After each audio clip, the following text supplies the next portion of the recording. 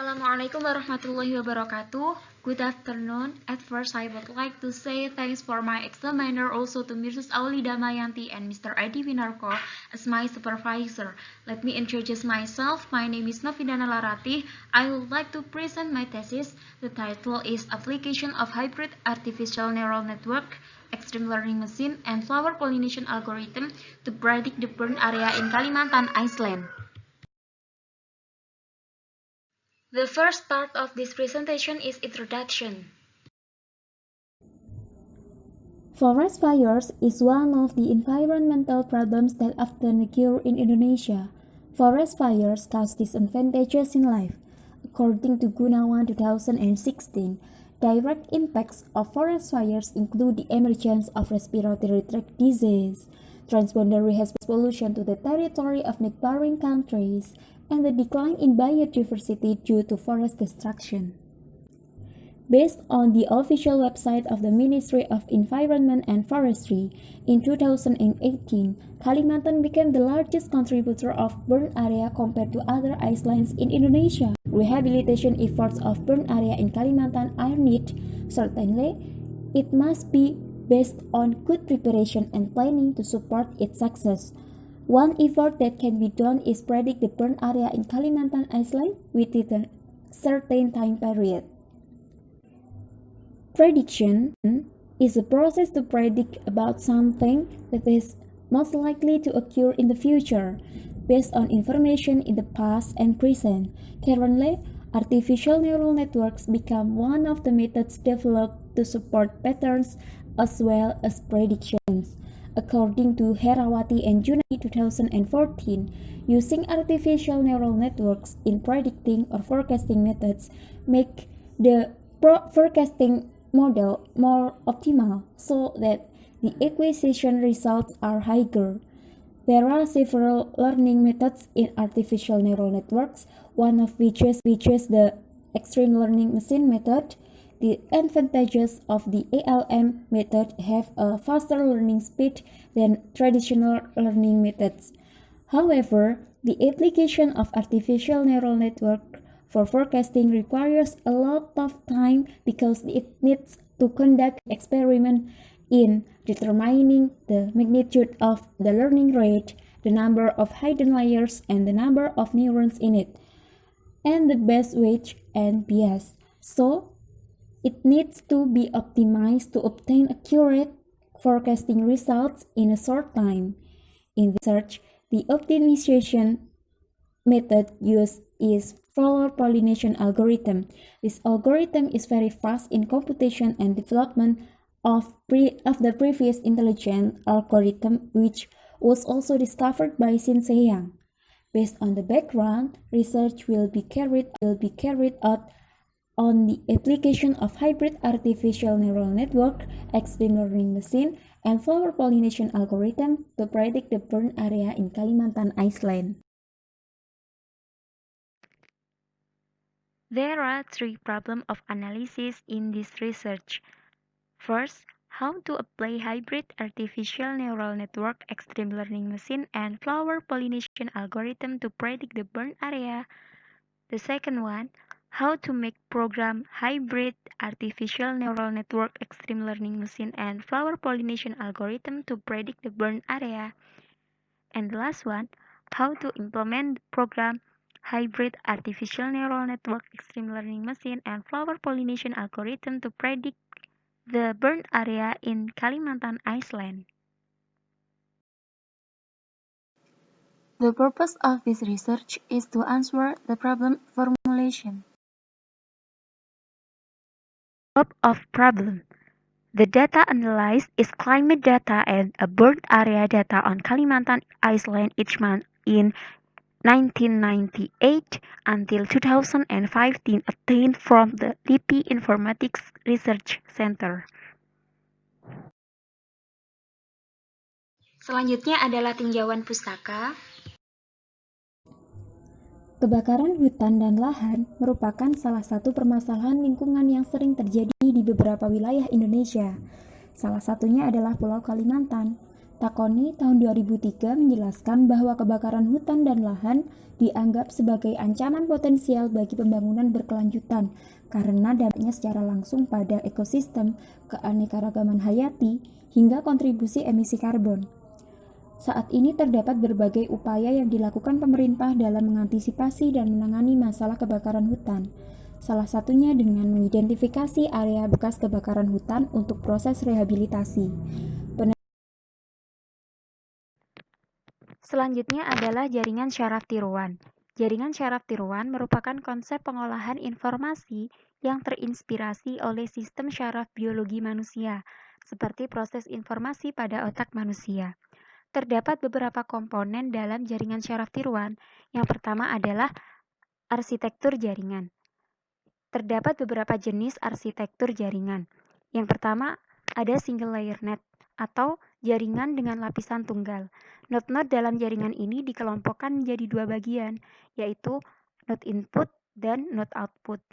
Selanjutnya adalah multi-layer net atau jaringan dengan banyak lapisan yang memiliki satu atau lebih lapisan tersembunyi atau hidden layer yang terletak di antara lapisan input dan lapisan output. Terdapat beberapa pendekatan dalam mencari jumlah neuron atau node pada lapisan tersembunyi.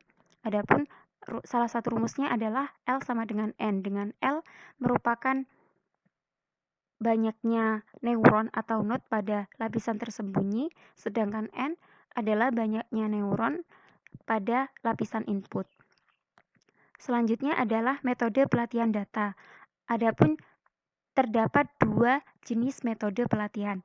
Yang pertama adalah unsupervised learning atau metode pelatihan tak terawasi, yang mana pelatihan pada jaringan ini hanya diberi data input tanpa target.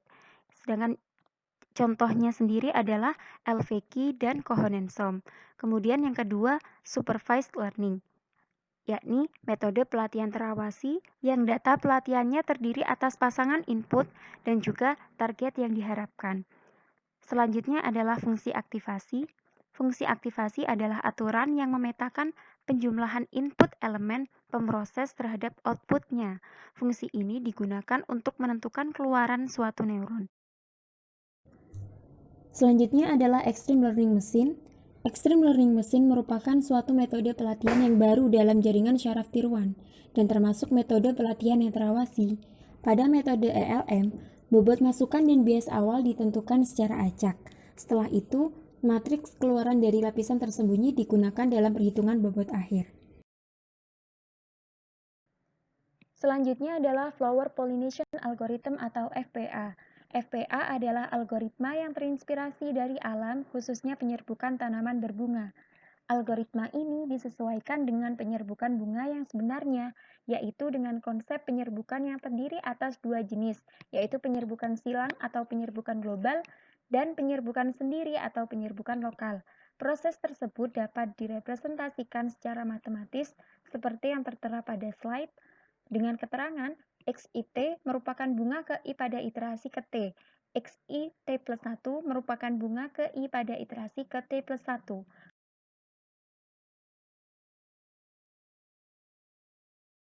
Selanjutnya adalah metodologi penelitian.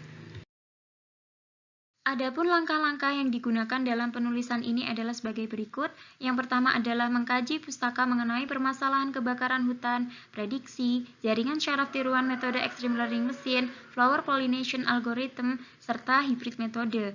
Yang kedua adalah menerapkan hybrid ELM FPA. Kemudian yang ketiga, membuat program ELM FPA dengan menggunakan bahasa pemrograman Java. Selanjutnya adalah mengimplementasikan program untuk meramalkan luas kebakaran hutan.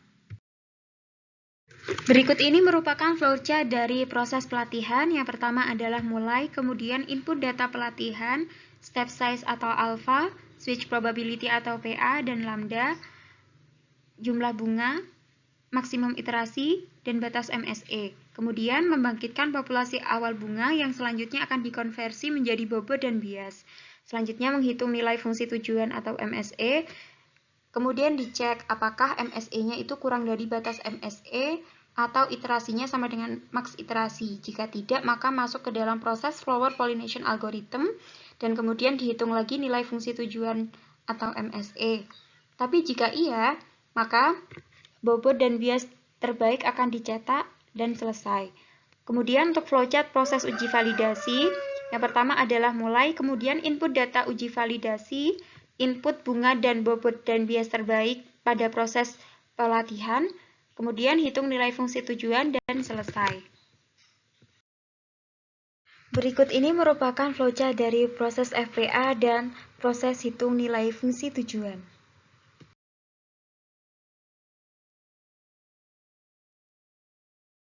Selanjutnya adalah pembahasan. Berikut ini merupakan data luas kebakaran hutan di Pulau Kalimantan mulai dari bulan Januari 1998 hingga Desember 2015. Nah, luas kebakaran ini dalam satuan kilometer kuadrat. Adapun data yang telah dinormalisasi disajikan pada tabel berikut. Dan berikut ini merupakan rancangan pola data pelatihan, jadi terdapat 138 pola data, 12 node input, dan juga 1 target.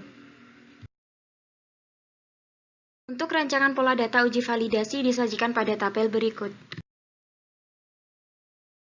Selanjutnya adalah implementasi program dengan variasi nilai parameter yang meliputi batas MSE sama dengan 0,001, maks iterasinya sebanyak 100 iterasi, jumlah bunga sebanyak 10, dan switch probability adalah 0,6.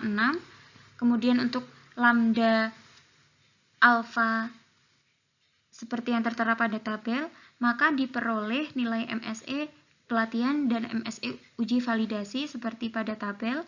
Kemudian berdasarkan tabel tersebut diketahui bahwa nilai MSE terkecil pada proses pelatihan adalah 0,016753377. Nilai tersebut dicapai dengan iterasi sebanyak 100 iterasi, jumlah bunga 10, PA 0,6, lambda sama dengan 1, dan step size atau alpha sama dengan 0,1.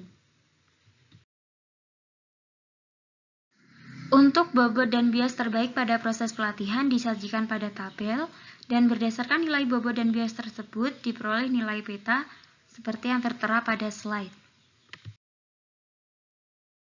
Berikut ini merupakan hasil prediksi pada proses uji validasi. Ada nilai prediksi atau peramalan yang berada dalam rentang 0 sampai 1, kemudian hasil denormalisasi data, kemudian ada target, selisih, dan juga error.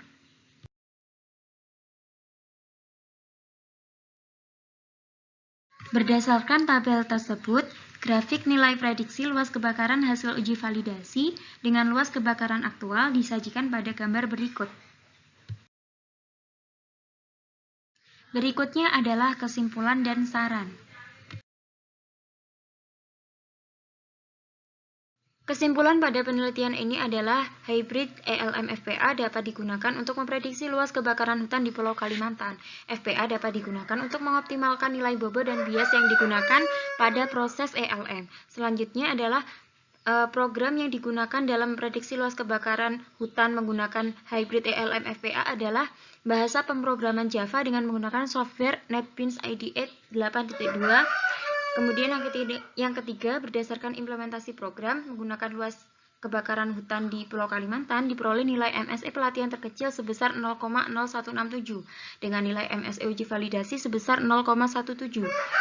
Karena nilai selisih rata-rata error yang diperoleh cukup baik, maka dapat dikatakan bahwa hybrid ELM FPA dapat menghasilkan prediksi atau peramalan yang mendekati nilai sebenarnya.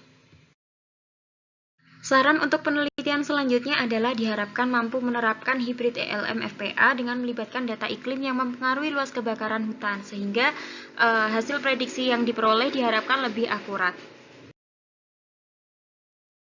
Tampilan program pada penelitian ini adalah sebagai berikut.